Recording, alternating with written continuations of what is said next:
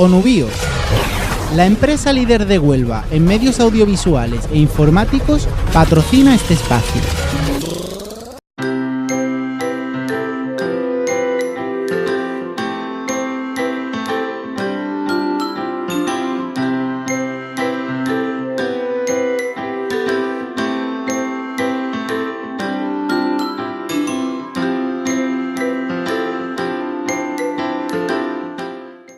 Buenas tardes. Vamos a proseguir en el orden de intervenciones de esta edición número 18 del Congreso Internacional e Interuniversitario contra la Pobreza Infantil en la Universidad de Córdoba, con una breve exposición que da lugar a uno de los contenidos, o algunos de los contenidos, del libro oficial de Gira España por la Infancia, que, como bien observáis en la pantalla, lleva por título España, un país de niños pobres. Si alguien está interesado, pues en el stand de la entrada podéis consultarlo.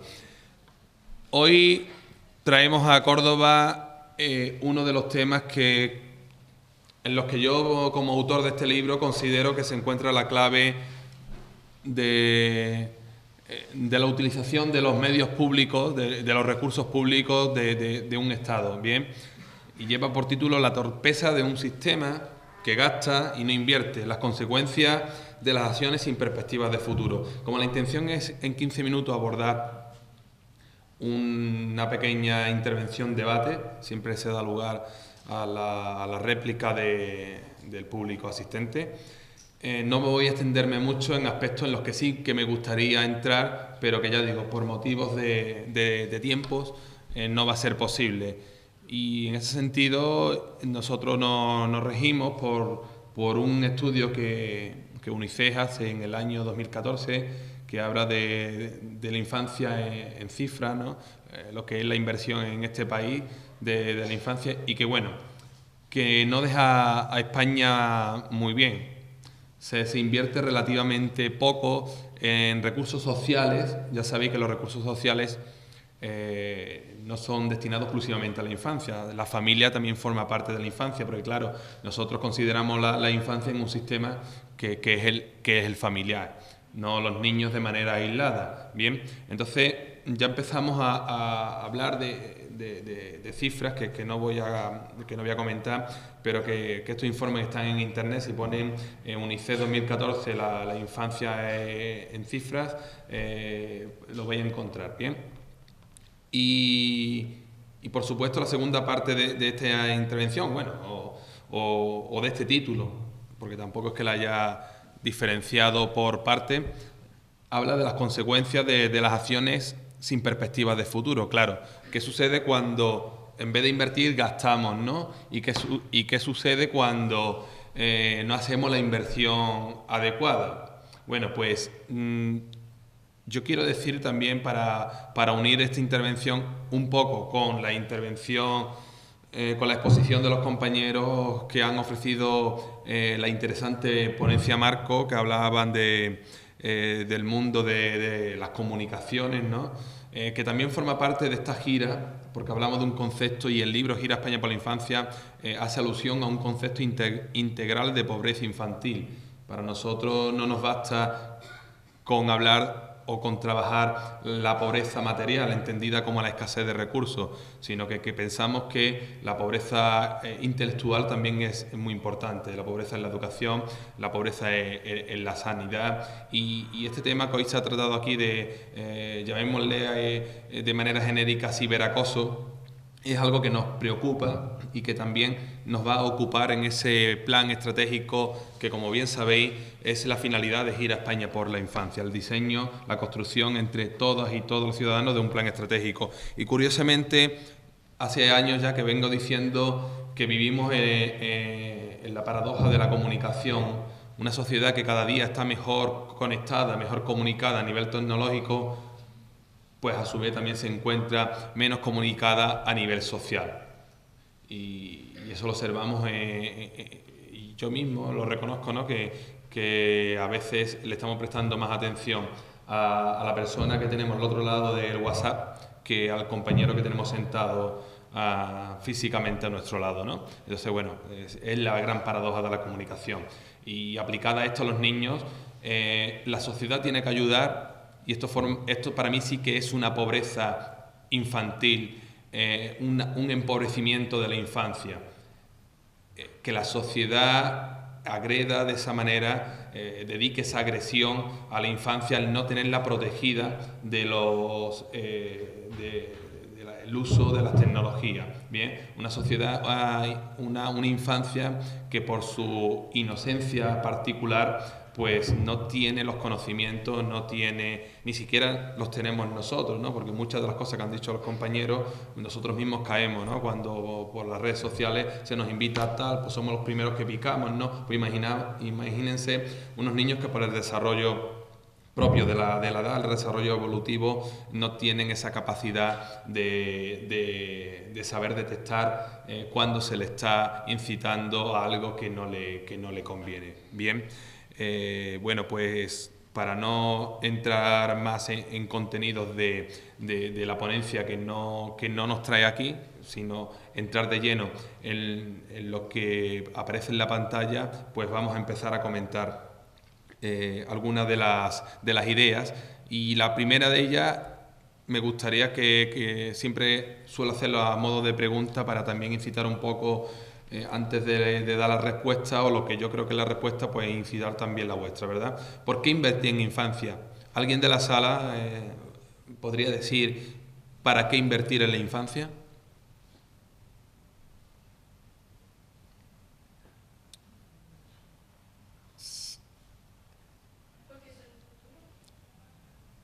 Porque son el futuro. ¿Por algo más? Bueno, la infancia no es el futuro, la infancia es el presente. Hay que invertir en el presente para que el futuro sean ciudadanos pues lo más felices posible.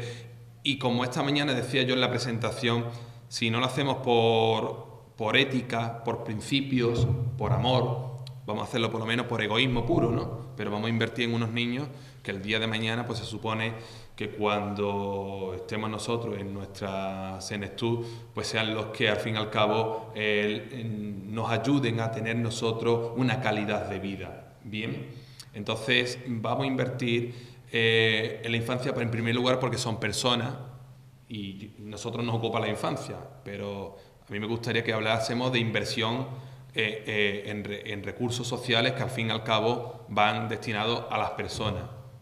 Lo que pasa es que, bueno, Gira España por la Infancia, como su propio nombre indica, y el Consejo Independiente de Protección de la Infancia nos compete la infancia. En primer lugar porque son personas, en segundo lugar porque no tienen el derecho reconocido a elegir los representantes políticos. Bien, esto es algo muy importante.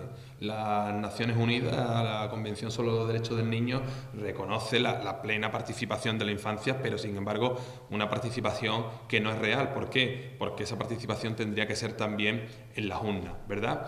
Esto es un modelo que, bueno, que quizás algún día nos sorprenda y las sociedades pues cambien y los niños también tengan derecho a elegir sus representantes políticos, aquellos que toman decisiones reales sobre la administración, sobre las políticas de infancia, las políticas sociales, en este caso de infancia, de un Estado, de una comunidad autónoma, de una localidad. No me refiero a esos programas donde los niños dicen cómo les gustaría que fueran sus ciudades, que también son muy importantes y que nosotros los valoramos, sino todavía que avanzáramos un poco más en el derecho a decidir su representante. Entonces, estos son motivos sobradamente de peso para poder aquí iniciar una charla, debate en torno al tema que hoy nos trae, ¿por qué invertir en la infancia? Dinero gastado, dinero invertido. Saben ustedes que no es lo mismo gastar que invertir, ¿verdad? Y yo siempre pongo ejemplos por mi experiencia profesional como educador de menores en centros de acogida, como director, etcétera, etcétera. Imagino que hay muchísimos ejemplos más, pero yo siempre pongo los casos en los que aquellos chicos que han sido o que son tutelados por la administración pública y que cuando cumplen la mayoría de edad legal dejan de ser tutelados. Bien, no en todos los casos, sí existen recursos de mayoría de edad, pero insuficiente para acoger a todos los destinatarios de esta protección. Yo siempre me he dicho que una persona que se encuentra desamparada por la sociedad, que al fin y al cabo quien se ocupa de amparar a estos chicos, en concreto los sistemas de protección que los tutela, las administraciones públicas, una persona que se encuentra sin recursos, sin herramientas para poder sobrevivir, tiende a compensar ese estado de carencia. Bien, carencia afectiva, carencia material. La carencia afectiva, bueno, pues se compensa de muchos modos. La carencia material también, y uno de esos modos algunos de esos modos son las prácticas antisociales. Bien, no es la primera vez que chicos que salen del sistema de protección finalizan en el sistema de justicia juvenil, bien, o si son mayores de edad, en prisiones para adultos. Bien, dinero gastado, porque la administración pública, el Estado, pensaba que invertía dinero cubriendo los gastos que conlleva una tutela, un acogimiento de estos chicos, y sin embargo, cuando estos chicos tienen que ir a un recurso de justicia juvenil o a un recurso de prisión, se tiene que gastar todavía mucho más dinero para cubrir esa plaza. Bien, lo peor aquí no es el dinero, el gasto económico. Yo creo que lo peor aquí es el gasto social. Hemos perdido a una persona o se está perdiendo una persona. Esto es lo que ayer en Baeza llamábamos la perversión del sistema de protección. Un sistema que dice que te va a proteger y luego te desampara, ¿no? Y decíamos, los padres dejan a los niños, a los hijos desprotegidos o se desentienden de ellos cuando cumplen 18 años. La inmensa mayoría no, ¿verdad? Entonces, bueno, vamos a diferenciar entre dinero gastado y dinero invertido, porque si hubiéramos utilizado mejor esos recursos con un plus de dedicación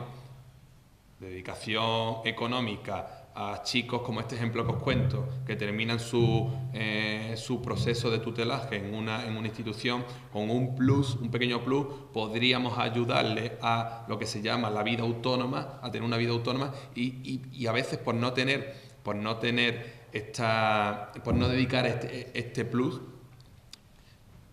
tenemos que dedicar muchísimo más porque hay que sufragar un recurso de privación de libertad, por ejemplo. ¿Qué consecuencia tiene un uso no inteligente de los recursos públicos? Bueno, pues casi que ya me he adelantado con lo que he explicado anteriormente. Pues las consecuencias que tiene un desgaste social, una pérdida del capital humano de una sociedad, bien, y del capital económico. Se optimizan los recursos. Gira España por la Infancia está descubriendo que los recursos no siempre se optimizan y entonces la pobreza infantil no solamente es causada, o el empobrecimiento infantil no solamente es causado por la escasez de recursos materiales y económicos, sino por la poca optimización de los recursos ya existentes, lo que conocemos también por eficiencia, ¿verdad? Entonces, claro, no se trata de... Esta tarde los compañeros que han hablado anteriormente en la ponencia Marco, es un claro ejemplo cuando sobre todo el moderador le ha preguntado por planes, proyectos que existen, es un claro ejemplo de recursos que existen en este caso para combatir el ciberacoso. Es nuestra intención, dentro de ese plan estratégico, crear una red telemática de recursos sociales dedicado a la infancia, donde desde cualquier punto a nivel telemático, desde cualquier punto del planeta, ¿no? Pero con intención de que abarque el territorio nacional, se pueda conocer qué recursos sociales, tanto públicos como privados, están destinados a cualquier esfera del ámbito de la infancia. Bien, es importante que se conozca. Nosotros estamos descubriendo en Gira España por la Infancia y algunos de los que estamos en este proyecto llevamos bastantes años trabajando en el ámbito de la infancia, de la adolescencia, de la intervención socioeducativa, y descubrimos recursos es la primera vez que conocemos estos recursos, ¿no? que sabemos de ellos. Entonces, bueno, creemos que es muy importante que se compartan estos recursos, porque aunque es necesario invertir más, también es necesario invertir mejor. Por mi parte me quedo aquí, espero que tengan a bien abrir un pequeño debate, reflexiones, propuestas. Sí.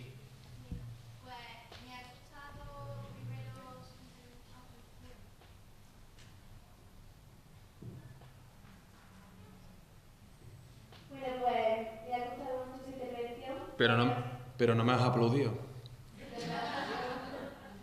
Porque nosotros somos culturales para las sociales y como tú has dicho, estás trabajando dentro de menores.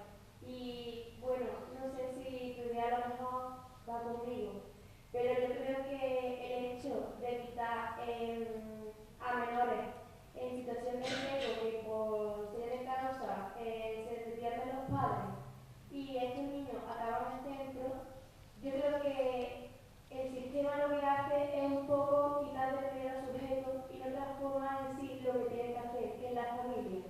Porque cuando llegas a los 18 años, tú vuelves a ese mismo contexto. Entonces, en ese mismo contexto, como que estás un poco retrocediendo, aunque tu educación sí que haya ido en un sentido. Pero yo creo que aunque te proporcionen lo que es una educación, una formación, no puedes valerte por ti mismo. ¿Qué harías tú o cómo crees que, o si crees que se debe de cambiar esa forma que ahora mismo existe? Porque desde mi punto de vista es como quitar esto, pero lo volvemos al mismo punto. Bien, tú te llamas, aunque no hemos presentado esta mañana, pero como son 500 voluntarios, ¿cómo? María. Bien, María. El ejemplo del que hablas, el caso que pones, no es realmente así en la práctica del sistema de protección. Bien. De hecho, una de las cosas muy importantes que no hemos hablado en esto de la inversión, la mejor manera de invertir es invertir en prevención. Bien. Yo creo que a todos nos queda claro en el ámbito de la educación que la prevención es la mejor de las estrategias, de las intervenciones por excelencia. Cuando un chico o una chica se declara en desamparo, bien, bueno, o también se puede declarar en otras, a ver que los compañeros terminen de pasar. Bien. También existen otras figuras que no son el desamparo, ¿no? Como puede ser las guardas administrativas. Bien.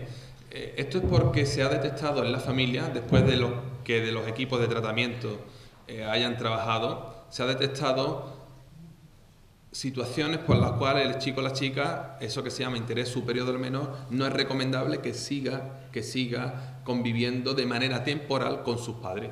Bien, cuando un chico va a un centro de protección, y en este caso que tú has puesto, me voy a centrar en chicos españoles, porque también van a centros de protección chicos extranjeros, no van de manera definitiva. Bien. Sí que es cierto, y ayer hablaba John Baeza de un caso de un chico que se llevó 17 años, desde un año de vida a los 18, en un centro de protección, en el mío en concreto. Bien. Bueno, hasta los 14 y después ahí hasta los 18 en otro. Claro, esto es una barbaridad, ¿no? ¿Cómo puede estar un chico 17 años institucionalizado? Bueno, pues esto es un caso real, ¿no? Que me tocó tristemente vivirlo a mí, ¿no? Estos chicos o chicas que están acogidos en un centro de protección, en un recurso residencial o de otro tipo, se supone que la filosofía de la protección es que esté el menor tiempo posible, mientras tanto se está trabajando con la familia, ¿vale? ¿Qué es lo que sucede? Que a veces ni se tiene los recursos suficientes para trabajar con la familia o las situaciones están tan agravadas que es prácticamente muy difícil que la familia, por múltiples causas, ¿no? Falta de voluntad, falta de conocimiento, falta de recursos de todo tipo, que la familia pueda, lo que se llama reunificar, pueda reunificarse, o el chico pueda reunificarse con su familia. Entonces, casos como el que tú me cuentas, o ejemplos como el que tú, lo que estás preguntando, yo no te podría decir porque no conozco prácticamente ninguno. Chicos que a los 18 años que vuelven con su familia, pues prácticamente muy pocos, algunos, pero claro, son chicos ya que ellos mismos vuelven porque el sistema de protección no ha sido capaz de buscar una mejor alternativa, ¿eh? Entonces, normalmente son medidas muy puntuales que se tienen, las medidas de protección son medidas muy puntuales que se tienen en la teoría, claro. En la práctica, como te comentaba, hay chicos que están 17 años de su vida en centros de protección. Yo hace también, es cierto, 7 años que salí de un centro de protección como profesional. No sé en ese tiempo cómo habrá mejorado, lo sé por fuera, ¿no? Pero desde dentro no sé, no tengo caso. Entonces, bueno, ahí poco más te puedo decir. No sé si hay alguna cuestión más. Sí, Virginia.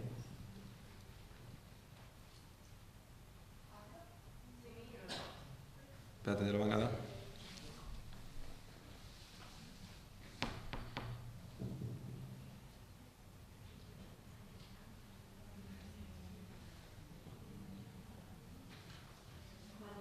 Yo una pregunta muy concreta. ¿El plan estratégico por la infancia del que habla refiere a la situación de la infancia en el ámbito nacional, es un plan orientado al ámbito nacional, o también a los factores que protegen a la infancia en términos internacionales, lo que ocurre en otros contextos, en otros países? Bueno, el plan va a ser un documento o un instrumento, decía anteriormente, de alcance nacional. No podemos llegar a más allá porque tampoco, bueno, no sería un plan, ¿no? Yo creo que el mejor plan internacional es la Convención de los Derechos del Niño, aunque son cosas diferentes. Bien, la Convención pues tiene un carácter, digamos, normativo, mientras que los planes, como su propio nombre indica, tienen más un carácter estratégico. Bien. Nosotros queremos hacer el plan para España y por eso se llama Gira España por la Infancia, esto que quede claro. Pero ¿por qué también estamos teniendo en cuenta las políticas de infancia de otros países con el Congreso Internacional que va a otros países, como esta mañana dijimos? Porque también nos gusta conocer cuáles son aquellas políticas, aquellas prácticas sociales que se están desarrollando en otros lugares del planeta en pros de la infancia. Porque no queremos dar por hecho de que en España o en Europa se está haciendo mejor que en Hispanoamérica, porque por esa regla de 3 España no tendría que tener las cifras de empobrecimiento infantil que tiene. El tercer país del mundo, de los desarrollados del mundo, con mayor número de niñas y niños en situación de pobreza. Entonces no lo estaremos haciendo tan bien como para no decirle a otros países por ejemplo, de Hispanoamérica, bien, que nos cuenten también cómo ellos están trabajando con la infancia. Seguramente que algo de lo que nos cuenten nos va a servir y también de algo de lo que nosotros le contemos le va a servir. Entonces, bueno, esto que tiene una perspectiva más internacional responde un poco al alcance del propio Congreso que esta tarde se está celebrando, que no es ni más ni menos que una actividad más de Gira España por la Infancia, que tiene diferentes actividades y su actividad más importante es este Congreso. Bueno, yo sin ánimo de restarle más tiempo a los compañeros que vienen ahora con sus comunicaciones, me gustaría deciros que ya para despedirme oficialmente de vosotros, porque ya no tendré más el turno de palabra, que ha sido un placer estar aquí en la Universidad de Córdoba. Como veo muchas caras jóvenes, imagino que sois estudiantes y sobre todo estudiantes de esta facultad, pues os animo a que conozcáis más sobre las políticas de infancia, porque es muy necesario conocer sobre los derechos de los niños. Imagino que hay aquí un poquito de todo, educadores sociales, a lo mejor algún que otro alumno de magisterio. Es muy importante cuando trabajemos con niños, da igual el recurso que sea, da igual si es en educación formal o en educación no formal, es muy importante conocer los derechos de la infancia y sobre todo conocer cómo funcionan las leyes, cómo existe un orden entre los diferentes tratados normativos. Bien, no es necesario que seamos estudiantes de Derecho para saberlo. Como ciudadanos tenemos la responsabilidad social de saber sobre leyes. Y desde aquí, en nombre de Gira España por la Infancia y de este congreso, os animo para que conozcáis la legislación. No tenerle miedo.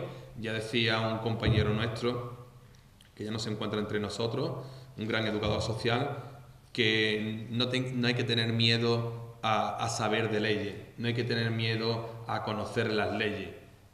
Cuando entremos en esa hermosa labor, yo soy pedagogo y cada día utilizo más el derecho como algo que le sirve a la pedagogía, porque es una garantía profesional mía, y para tener éxito en mi labor profesional tengo que conocer de leyes, porque entonces soy el primer eslabón de la cadena, y cuando hay una vulneración de los derechos de la infancia, al no detectarla, soy cómplice de dicho maltrato, ¿vale?